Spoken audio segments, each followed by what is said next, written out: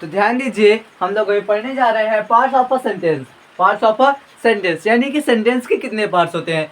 तो शुरू करते हैं हम लोग। सबसे पहला होता है पार्ट्स ऑफ अ सेंटेंस में सेंटेंस के पार्ट यानी कि वाक्य के पार्ट्स। वाक्य के पार्ट्स, तो पहला होता है सब्जेक्ट। सब्जेक्ट मीन्स होता है कर्ता।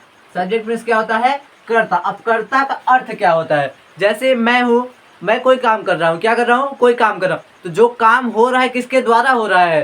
किसी के द्वारा। किसी के द्वारा जो काम होता है उसे क्या कहते हैं? कर्ता कहते हैं। उसे क्या कहते हैं? कर्ता कहते हैं। अब जैसे एग्जांपल में मैं ले लूं, मैं पढ़ा रहा हूं। यहाँ पे देखिए, मैं पढ़ा रहा हूं। I am teaching right now.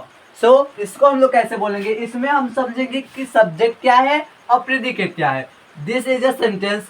We know that this is a sentence. हमें यह पता है कि यह एक सेंटेंस है, तो हम इसमें पता करेंगे सब्जेक्ट क्या है और प्रेडिकेट क्या है। तो देखिए, सब्जेक्ट इसमें होगा मैं। आई मीन्स क्या होता है? मैं। मतलब मैं पढ़ा रहा हूँ। काम कौन कर रहा है? काम कौन कर रहा है? मैं। मतलब कौन पढ़ा रहा है? जहां पर कौन क्वेश्चन पूछने पर यदि आंसर आ रहा है, मतलब जिसे हटा करके कौन रखा जाए किसी सेंटेंस में, उसे हम लोग क्या बोल देंगे? क्या बोल देंगे भाई? सब्जेक्ट बोल देंगे। अब इसमें मतलब आएगा प्रेडिकेट क्या होता है। अब मैं इसी सेंटेंस में समझाऊंगा कि प्रेडिकेट होता क्या है। आई एम टीचिंग मतलब पढ़ा रहा हूँ। क्या? पढ़ा रहा हूँ। इसका मतलब क्या हुआ? इसका मतलब क्या हुआ? तो देखिए, प्रेडिकेट का मतलब एग्जैक्ट हिंदी मुझे नहीं पता। मैं समझा करके, मुझे पता है कि मैं आप सबको समझा करके अच्छे से समझा सकता हूँ कि प्रेडिकेट का मतलब क्या होता है।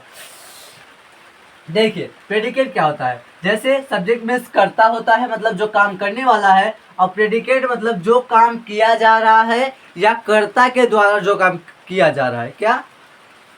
सब्जेक्ट कर्ता के द्वारा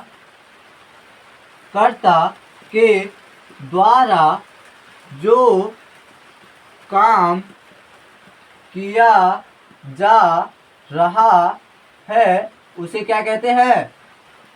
उसे प्रेडिकेट कहते हैं। क्या कहते हैं? प्रेडिकेट। मतलब मेरे द्वारा, आई एम टीचिंग, मैं पढ़ा रहा हूं। इस सेंटेंस में मेरे द्वारा, किसके द्वारा? मेरे द्वारा जो काम हो रहा है उसे हम लोग क्या बोल देंगे? प्रेडिकेट। जैसे यहाँ पे जो सब्जेक्ट है वो आई हो गया, और एम टीचिंग मतलब पढ़ा रहा हूँ। पढ़ा रहा हूँ ये क्या हो जाएगा हम लोगों का?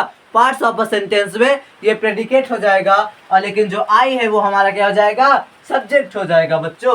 तो ध्यान देना, कभी कभी ऐसे सिचुएशन आ जाते हैं कि हम पता नहीं कर पाते कि इसमें से प्रेडिकेट कितना होगा, सब्जेक्ट कितना होगा। तो उसके लिए मैं आप सबको बताऊंगा कि सब्जेक्ट कितने केसेस में आ सकते हैं, कहाँ कहाँ उनका प्रयोग होता है, किस तरीके से प्रयोग होता है, और प्रेडिकेट किस तरीके से प्रयोग होता है, ये सब चीजें मैं बताऊंगा। एक बात ध्यान रखना, जैसे कहीं पूछ लिया कि तुम्हें एक सेंटेंस में सब्जेक्ट पता है लेकिन प्रेडिकेट नहीं समझ में आ रहा है, तो जो सब्जेक्ट होता है उसे छोड़ करके जो सेंटेंस में बचता है उसे क्या हम लोग बोलते हैं? प्रेडिकेट बोलते हैं। आई होप आप सबको समझ में आया होगा। तो चलिए चलते हैं, अब बात करते हैं कि सब्जेक्ट का यूज कहाँ होता है और प्रेडिकेट का यूज कहाँ होता है।